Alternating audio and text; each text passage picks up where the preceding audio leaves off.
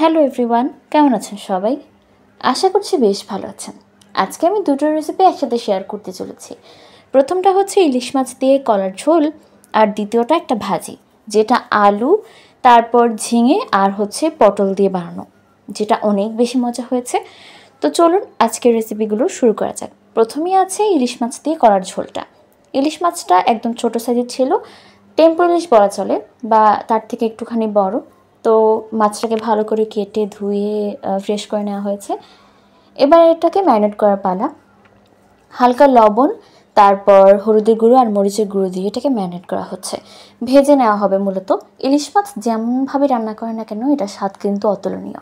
তবে রান্না করার ক্ষেত্রে মশলা যত কম দেওয়া হবে তত কিন্তু স্বাদটা বাড়বে আর কি। তো আজকে রান্নার জন্য মূলত মাছটাকে হালকা করে ভেজে নেওয়া হবে।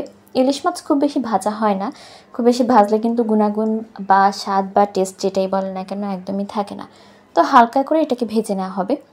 এখানে ম্যারিনেশনটা পারফেক্টলি কমপ্লিট।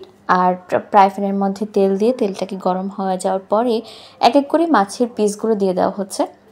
যেহেতু মাছটা খুব বেশি বড় ছিল না, আবার খুব বেশি ছোট ছিল না, তাই একটা মাছকে 4 পিসে করা হয়েছে, যেহেতু আমরা সদস্য 4 জন। আর পিসগুলো কিন্তু বেশ ভালোই হয়েছে, দেখতে পাচ্ছেন। আর ওই যে ল্যাচটাকে দেখা যাচ্ছে সেটা কিন্তু আমার। যাই হোক, এখানে ভালো করে ভাজা হচ্ছে। আর এইদিকে যে কড়াটা দিয়ে রান্না করা হবে, কড়াটাকে ধুয়ে লবণ, হলুদ, মরিচ ভালো করে মিশিয়ে নেওয়া হবে আর কি। হালকা পরিমাণে হলুদ দেওয়া হয়েছে। মাছটাকে যে পাত্রে ম্যারিনেট করা হয়েছিল সেই পাত্রে দেওয়া হয়েছে।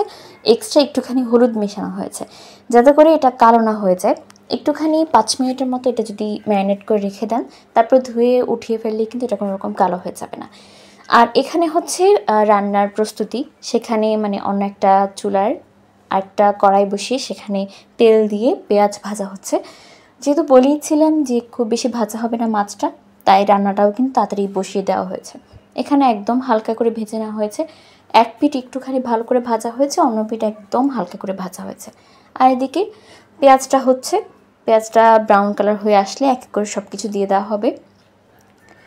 আর যেহেতু কলা দিয়ে রান্না করা হচ্ছে, কলাটা আপনারা সর্বোচ্চ চেষ্টা করবেন যে হলুদ দিয়ে কিছুক্ষণ ম্যারিনেট করে রেখে তারপর পানি দিয়ে ধুয়ে ফেলার জন্য। এখানে পেঁয়াজটা একদম ব্রাউন কালার করে ভেজে নেওয়া হয়েছে। আর অপর দিকে যে কড়াটা ভিজিয়ে রাখা হয়েছিল, মানে হলুদ দিয়ে ম্যারিনেট করে রাখা হয়েছিল, তা মূলত এখন পানি দিয়ে ভালো করে ধুয়ে নেওয়া হচ্ছে, এক্সট্রা যে হলুদটা আছে সেটাকে নিংড়ে ফেলার জন্য। তো যাই হোক, অপর দিকে পেঁয়াজটার মধ্যে হলুদের গুঁড়ো আর মরিচের গুঁড়ো দিয়ে দেওয়া হয়েছে। দিয়ে এবার ভালো করে এটাকে মিশিয়ে নেওয়া হবে।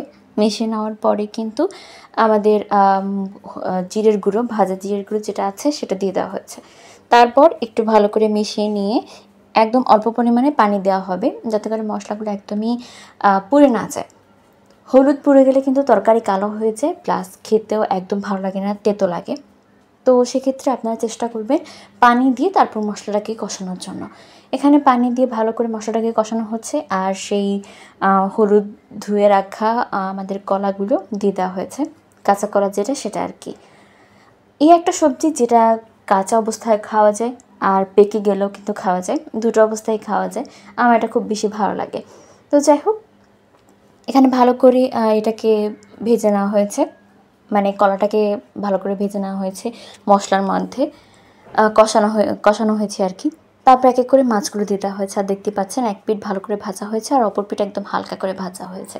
আর ইলিশ মাছের তেলটা তো বরাবরই ফেলা যায় না, সেটারও কিন্তু এক্সট্রা একটা স্বাদ আছে, তাই তেলটাও কিন্তু সাদা করে দিয়ে দেওয়া হয়েছে। আর আরেকটা জিনিস দেখতে পাচ্ছেন, এটা খুব সম্ভবত পেটি, I am not sure about it.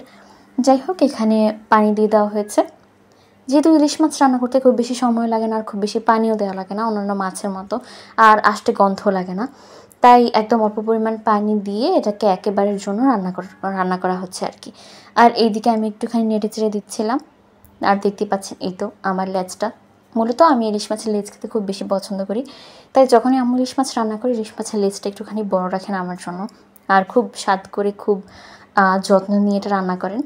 তো যাই হোক, এখানে আমাদের রান্নাটা প্রায় হয়ে গেছে, দেখতে পাচ্ছেন। এটা হচ্ছে ফাইনাল লুক। কেমন হয়েছে অবশ্যই কমেন্ট করে জানাবেন।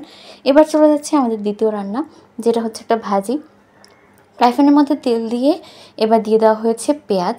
পেঁয়াজটা হালকা করে ভাজার পরে এক এক করে কিন্তু আমাদের ভাজিটা দিয়ে দেওয়া হবে। তো ভাজির জন্য নেওয়া হয়েছে আলু, পটল আর হচ্ছে ঝিঙে, এই তিনটা মিশ্রণে মূলত ভাজিটা রান্না হবে আমাদের। এখানে হচ্ছে একদম অল্প পরিমাণ হলুদও দিয়ে দেওয়া হয়েছে।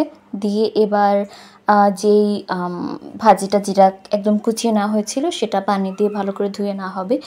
এটা ভালো করে ধুয়ে যাতে করে কোনো রকম ময়লা না থাকে তার জন্য এক সাইডে রাখা হয়েছে। তারপর সেটাকে হচ্ছে পানি নিংড়ে একেবারে দিয়ে দেওয়া হবে। আর সাথে মূলত একটা ডিম দেওয়া হয়েছিল, একদম হালকা করে মরিচের গুঁড়ো দিয়ে ডিমটাকে ফেটিয়ে দিয়ে দেওয়া হয়েছে। দিয়ে এবার ভালো করে হচ্ছে এটা মিক্স করে নেওয়ার পালা, যাতে করে ডিমটা একদম ভালো করে ঝুরঝুরা হয় আর কি, আর মশলার সাথে একদম প্রপারলি মিক্সড হয়ে যায়। আর দেখতে পাচ্ছেন এটা কিন্তু দেখতে অনেক বেশি লোভনীয় লাগছে। এইভাবে সবজি বা এইভাবে যে কোনো রকম ভাজি করলে কিন্তু আমার খুব বেশি ভালো লাগে। এবার হচ্ছে পানি নিংড়ে রাখা আমাদের সবজিটা মানে দিয়ে দেওয়া হয়েছে এখানে, ভাজির জন্য যেটা করা হয়েছিল আর কি দিয়ে দেওয়া হয়েছে। আপনারা চাইলে এইখানে সবজিটার মানে এদিকে আলুর সাথে অন্য যে কোনো সবজিও মিক্স করতে পারেন, চাইলে আলুটা স্কিপ করতে পারেন যারা আলু খান না, চাইলে যে কোনো ধরনের সবজি দিয়ে বানাতে পারেন, বাট ট্রাস্ট মি এটা কিন্তু খেতে অনেক বেশি মজা হয়। যাই হোক, এখানে ভালো করে নেড়ে চেড়ে নেওয়া হচ্ছে যাতে করে মশলার সাথে পুরোটা সবজি মিক্সড হয়ে যায়। আর এই ভাজিটা কিন্তু গরম ভাত দিয়ে খেতে আসলেই অনেক বেশি মজা। যারা খেয়েছেন বা যারা খান তারা একদম ইজিলি এটা বুঝতে পারবেন। তো আমাদের ভাজিটা কিন্তু অলমোস্ট অনেকটাই হয়ে গেছে। আর সবসময় হচ্ছে আমরা ভাজি বলা চলে হাফ বয়েলড খাই, মানে একদম কোনো রকম হয়েছে এরকম টাইপ বা সেদ্ধ হয়ে গেছে সাথে সাথেই সেটা নামিয়ে ফেলা হয়, একদম সবুজভাবে যেটা রান্না করা হয় আর কি। তো যাই হোক, এই তো আমাদের ভাজিটা একদম কমপ্লিটলি রেডি হয়ে গেছে। কেমন হচ্ছে আমাদের আজকের দুটো রেসিপি অবশ্যই কমেন্ট করে জানাবেন। ভালো লাগে থাকলে লাইক, কমেন্ট আর শেয়ার করতে ভুলবেন না। আজকের মতো এ পর্যন্তই। পরবর্তী ভিডিও আসা অবধি আপনার সবাই সাথে থাকুন, ভালো থাকুন আর সবাই সবার সাথেই থাকুন। আজকের মতো এ পর্যন্তই। টাটা, বাই বাই, আল্লাহ হাফেজ।